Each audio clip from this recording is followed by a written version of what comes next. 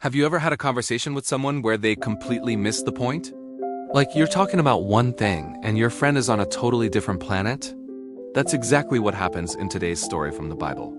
The disciples and Jesus just crossed the Sea of Galilee. They get to the other side, and the disciples realize they forgot to pack lunch. Not a single loaf of bread.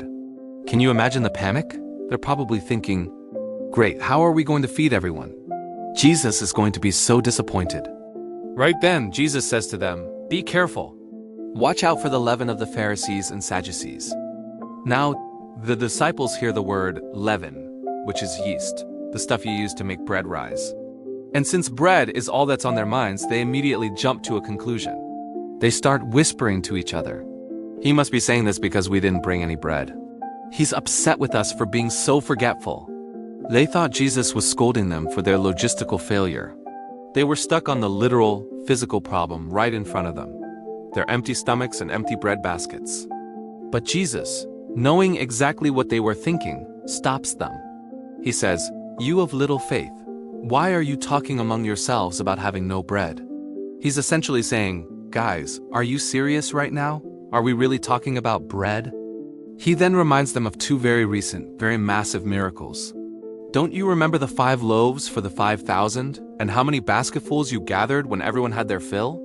Or the 7 loaves for the 4,000 and how many basketfuls you gathered when they were done? Think about that for a second.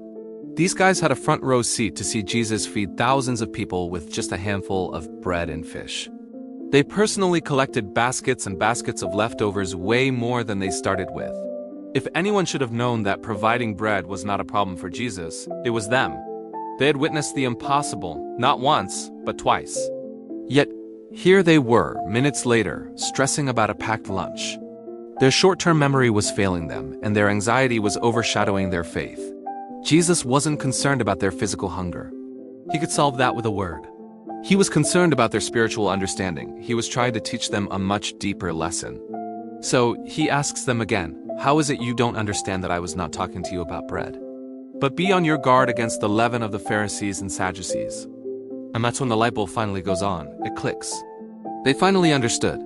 Jesus wasn't talking about literal yeast that makes bread puffy. He was using leaven as a metaphor. So what is this leaven of the Pharisees and Sadducees? It's their teaching and their influence. Leaven is a powerful agent. You only need a tiny bit of yeast to work its way through an entire batch of dough, changing its whole nature. In the same way, the teachings of the Pharisees and Sadducees were subtly corrupting the people. The Pharisees were all about external rules, traditions, and self-righteousness. Their teaching focused on looking good on the outside, but it often missed the heart of God's law. It was a religion of performance. The Sadducees, on the other hand, were more like political and intellectual elites. They were skeptical.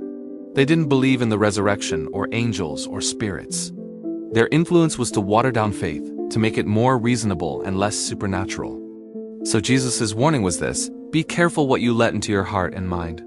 A little bit of false teaching, a little bit of skepticism, a little bit of legalism can spread through your entire spiritual life and change you from the inside out.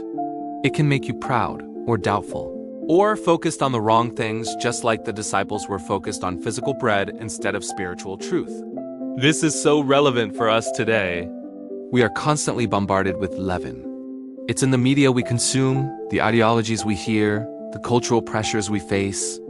It's the teaching that says success is all about money and fame. It's the influence that says truth is relative and you can believe whatever you want. It's the subtle whisper that tells you that you have to earn God's love through your good works. Jesus' message is a call to be discerning. We need to check the ingredients of what we're feeding our souls. Is this teaching lining up with who Jesus is? Does it lead to more faith, hope, and love? Or does it lead to anxiety, pride, or doubt? And just like the disciples, we can get so caught up in our daily worries, our bread problems, that we miss the bigger spiritual picture. We worry about our finances, our jobs, our relationships, and we forget that the same God who can feed thousands with a few loaves is in control of our lives. He's trying to talk to us about things of eternal significance, and we're just worried about lunch. So the challenge from this story is twofold. First, remember God's faithfulness. Look back at how He has provided for you. Don't let present anxieties erase the memory of past miracles. Second, be on guard. Pay attention to the teachings and influences you allow into your life. Protect your heart from the leaven of this world, and instead, fill it with the pure, life-giving truth of Jesus. Thanks for watching. If this helped you, make sure to like and subscribe for more. See you next time.